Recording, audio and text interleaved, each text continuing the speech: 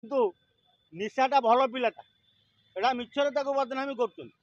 ଏଇଟା ଭଲ ପିଲାଟା, ଆରେ କିଏ କେତେ କ'ଣ କରି ପକାଉଛ ପଇସା ପାଇଁ। ହଁ ସିଏ ତାର ଟିକେ ତା ପାଟିରେ ବାଡ଼ବତା ରହୁନି ଯେ କହିଦେଉଛ କହୁ। ସେ ଓଡ଼ିଆର ଝିଅ ନାହାନ୍ତି କି ଓଡ଼ିଆ ଘରର ବୋହୂ ନାହାନ୍ତି, ଏ ସବୁ ଫରେନ୍ ପାଶ୍ଚାତ୍ୟ ସଭ୍ୟତାକୁ ପଳେଇଗଲେ। ତେଣୁ ଦେଖୁଛନ୍ତି କେଉଁ ବାଟେ ଦୁଇ ପଇସା ଦରକାର, କିଏ ରାତିରେ ଯାଇକି ହୋଟେଲରେ ଶୋଇପଡ଼ୁଛି, ନହେଲେ ଅଧା ନଙ୍ଗଳା ହେଇକି ଟିଭି ଆଗରେ ନାଚିକିରି ଛାଡ଼ୁଛନ୍ତି। ଭିଓର୍ସ ବଢ଼ିବ, ଭିଓର୍ସ ବଢ଼ିଲେ ତାଙ୍କୁ ପଇସା ମିଳିବ। ନାହିଁ ତ ସ୍ୱାମୀ ଯଦି ସନ୍ତୁଷ୍ଟ କରିପାରୁନି, ତେଣୁ ଏଇ ଯେଉଁ ନଙ୍ଗଳା ହେଇକିରି ଟିକେ ଦେଖେଇଦେଲେ ଖୁସି ଲାଗୁଛି ତାଙ୍କୁ। ଆଉ କ'ଣ ଲାଭ କ'ଣ ମିଳୁଛି ଆଜ୍ଞା? ସୋସାଇଟି ଗୋଟେ ବଦନାମ କରୁଛନ୍ତି। ଆରେ ବଦନାମୀ କ'ଣ କରୁଛନ୍ତି? ସିଏ ତ ନିଜେ ଶାନ୍ତି ପାଉଛନ୍ତି ନା, ସ୍ୱାମୀ ଶାନ୍ତି କରିପାରୁନି, ଖାଲି ସବୁ ଦେଖିବ ଦେଖୁ ସବୁ ଯାକ ହୋଇଥାଏ।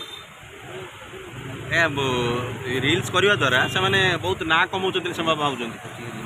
ଆରେ ନାଁ କମାଉନାହାନ୍ତି, ଦେହ ଦେଖାଉଛନ୍ତି। ନାଁ କମାଉଛନ୍ତି, ଗଳା ନଙ୍ଗଳି ଅଧା ନଙ୍ଗଳି ହେଇକି ଦେହ ଦେଖାଉଛନ୍ତି, ଖାଲି ନାଁ କମାଉଛନ୍ତି। ଆଜ୍ଞା ଯେତିକି ସବୁ ରିଲ୍ସ କରୁଛୁ ସମସ୍ତେ କ'ଣ କହିତେ ଛାଡ଼ି? ହଁ, ଆଉ ନହେଲେ ଦେଖାନ୍ତେ କାହିଁକି? ଆରେ ଲୋକ ଝିଅଟେ ବାହା ହୁଏ କ'ଣ ପାଇଁ? ସ୍ୱାମୀ ସୁଖ ପାଇଁ। ଆଉ ସ୍ୱାମୀ ନ ସୁଖ ପାଇଲେ କ'ଣ କରିବ? ସେ ରିଲ୍ସ କରିବ, ଅଧା ନଙ୍ଗଳା ହେଇକି ଫାଳେ ଦେଖେଇକି ଫାଳେ ଦେଖେଇକି ବୁଲିବ ରାସ୍ତାରେ, ନହେଲେ ଆଜିକାଲି ଭାଇରାଲ କରୁଛନ୍ତି କରିବ। ଆଉ କ'ଣ କରିବ? ସେ ଭାଇରାଲ ହେଲେ ଟୋକା ପଟିଯିବେ, ଟୋକା ପଟିଗଲେ ଘରକୁ ଡାକିବେ। ଆଉ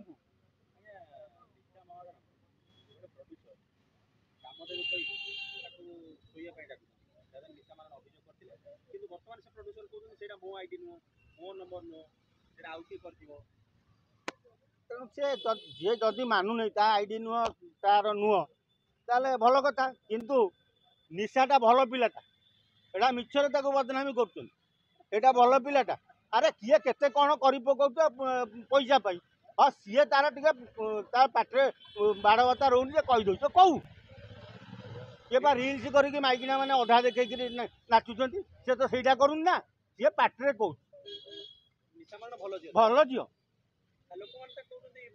ଆ ସେ ପାଟିରେ କହୁଛି ବା, ଯଦି ପେଟରେ ନେଉଥାନ୍ତା ତାହେଲେ କଷ୍ଟ ହୁଅନ୍ତା। ସିଏ ଆହୁରି ବଢ଼ିଆ, ଉତ୍ତମ।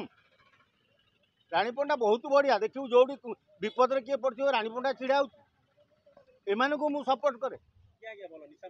ନିଶା ଯେମିତି ରାଣୀ ସେମିତି, ଦିଟାଙ୍କ କେହି କାହାକୁ କମ୍ ନୁହନ୍ତି। ବଢ଼ିଆ ପିଲା, ସାହାଯ୍ୟ କରୁଛନ୍ତି। ଏବେ ଗୋଟେ କ'ଣ ନିଶା ଗୋଟେ କିଏ କାହାର ଗିଫ୍ଟ ଦେଇଦେଇଛି, ତେଣୁ ସେତିକି ଭଲ ପାଉଛୁ ବୋଲି ତ କାର୍ଡଟା ଦେଲେ ନା, ତତେ ଦେଉନାହାନ୍ତି କାହିଁକି? ଉଭୟ ଦିଟାଙ୍କ ବଢ଼ିଆ ପିଲା। ସୋସାଇଟି ପ୍ରକୃତି ଖରାପ, ସୋସାଇଟି ଜାଣିପାରୁନି। ରିଲ୍ସ କରୁଛନ୍ତି ଟୋକି ଫାଳେ ଫାଳେ ଦେଖେଇକି, କାହିଁ ତାଙ୍କୁ କହୁନ ଖରାପ? ଆଉ ଇଏ ପାଟିରେ କହିଦେଉଛନ୍ତି ବୋଲି ଖରାପ? ତାଙ୍କର ପେଟରେ କିଛି ନାହିଁ, ପାଟିରେ କହୁଛନ୍ତି।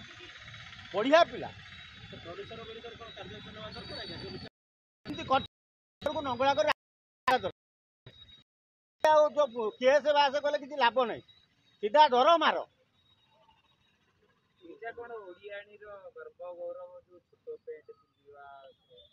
ଆରେ ଏଟା ପାଶ୍ଚାତ୍ୟ ସଭ୍ୟତା। ତମେ ଆଉ କ'ଣ ଧୋତି ପଞ୍ଜାବୀ ପିନ୍ଧୁଛ? ତମ ବା ପ୍ୟାଣ୍ଟ ପିନ୍ଧୁଛ, ଚେନ୍ ଲଗେଇ ଦେଉଛ। ଆଉ ତେଣୁ ସିଏ ସେମିତି ତାଙ୍କର ହାଫ୍ ପ୍ୟାଣ୍ଟ ପିନ୍ଧି ଦେଉଛନ୍ତି, ଫାଳେ ଦେଖେଇ ବୁଲୁଛନ୍ତି। ତାଙ୍କୁ ଖୁସି ଲାଗୁଛି, ତାଙ୍କର ମନ ଖୁସି ହେଉଛି, ମନ ପ୍ରେମ ହେଉଛି, ସେ ତାଙ୍କର ବୁଲୁଛନ୍ତି।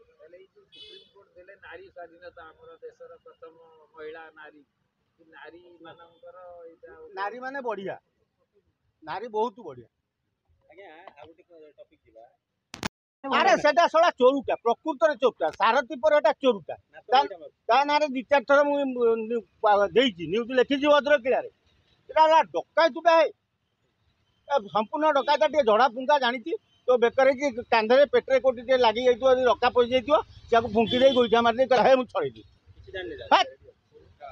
ଦୈବୀ ଶକ୍ତି ଅଛି, ଆଉ ଦୈବୀ ଶକ୍ତି ଅଛି। ତୁ ବର୍ଷାଟାକୁ ବନ୍ଦ କରୁ, ଯେତେବେଳେ ପ୍ରବଳ ଖରା ହେଉଥିଲା ବନ୍ଦ କଲୁ, ତୋ ପାଇଁ ଦୈବୀ ଶକ୍ତି।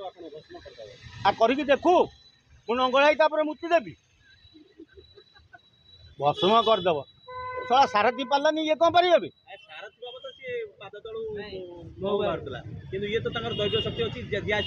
ତାର ତ ଯୋଉ ପଥର ଗାଈରୁ ଦୁଧ ବାହାରୁଥିଲା, ଇଏ ବାହାର କରି ଦେଖଉ ତ। ଇଏ କି ଦୈବ ଶକ୍ତି ଦେଖାଉଛି? ସେ ତ ପଥର ଗାଈରୁ ବାହାର କରିଦେଲା, ଗୋଡ଼ରୁ ମହୁ ବାହାର କରିଦେଲା, ତୁଳସୀ ଉପରେ ଗୋଡ଼ ପକେଇ ଛିଡ଼ା ହେଇଗଲା। ଆଉ ଇଏ କ'ଣ ଦୈବ ଶକ୍ତି ଦେଖାଉଛି? ହରି ଲୁଟୁ କରି ଖାଉଛି, ଡକାୟତି କରି ଖାଉଛି ସେ ଶୈଳେଶ୍ରୀ ବିହାରରେ।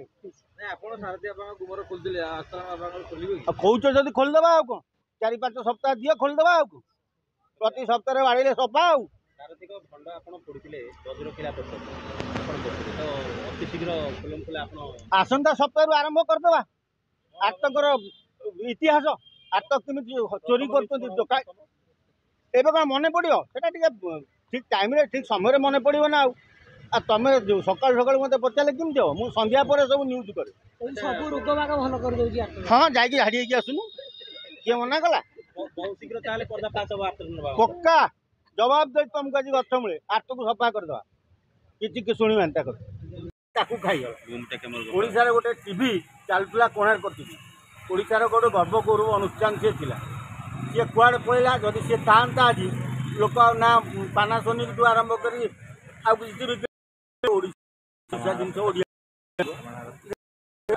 ବବି ଦାସ ତ ତାର ଅଣ୍ଡରଗ୍ରାଉଣ୍ଡ ହେଇଯାଇଛି ଆଉ ବବି ଦାସ ଆଉ ମିଳିବେନି କି ପଦାକୁ ଆସିବେନି ଓସିଏ ଏବେ ଓସିଏ ହରିଲୁଟ କରୁଛନ୍ତି କାରଣ ସବୁ ହରିଲୁଟ କରିସାରିଥିଲା କିଛି ନଥିଲା କେବଳ ଓସିଏଟା ଅଛି ଓଡ଼ିଶା କ୍ରିକେଟ ଆସନ ତାକୁ ଏବେ ସଞ୍ଜୟ ବେହେରା ସିଏ ଆଶୀର୍ବାଦ ବେହେରା ମିଶି ହରିଲୁଟ କରୁଛନ୍ତି ସେ ତାର ଯେଉଁ ଦୋକାନ ଘର ଅଛି କି ହୋଟେଲ ତା ଭିତରେ ଅଛି କଲ୍ୟାଣୀ ମଣ୍ଡପ ଅଛି ସବୁଗୁଡ଼ାକୁ ଭଡ଼ା ଲଗେଇ ଚିତା କାଟି ଖାଉଛନ୍ତି ତେଣୁ ଆମେ ସଞ୍ଜୟକୁ କହିବା କଥା ଯେ ତୁ ଏବେ ବିଜେଡ଼ି ଛାଡ଼ିକି ବିଜେପି ମୁହାଁ ହେଉଛୁ ଦିଲ୍ଲୀରେ ଯାଇ ଧର୍ମେନ୍ଦ୍ରକୁ ଭେଟୁଛୁ ଆରେ ତୁ ଯାହା କଲେ ଚନ୍ଦନ ଲିପି କ'ଣ ତୋତେ ବିଜେପି ବାଲା ନେବେ ତୁ ଯେତିକି ଜାଲିଆତି କରୁଛୁ ତ ଆମ ଓଡ଼ିଆ ଟୋକାକୁ ଖେଳେଇ ଦେଲୁନି ସେ ବାହାରିଲାନି ବାହାରକୁ ପଳେଇବ ସେନାପତିଟା ଗୋଟେ ବଢ଼ିଆ ଟୋକାଟା ବଢ଼ିଆ ଖେଳାଳିଟା ତମେ ତାକୁ ବିଦା କରିଦେଲ ଏଠୁ ଡକାୟତ ଗୁଡ଼ା ଚୋର ଗୁଡ଼ା ଆଜ୍ଞା ମାନେ ଭାଇରାଲ ହେବା ପାଇଁ ଭିଉ ଯିବା ପାଇଁ ପଇସା କମେଇବା ପାଇଁ ଛାତି ପେଟ ଦେଖିକିରି ଥେଇତେ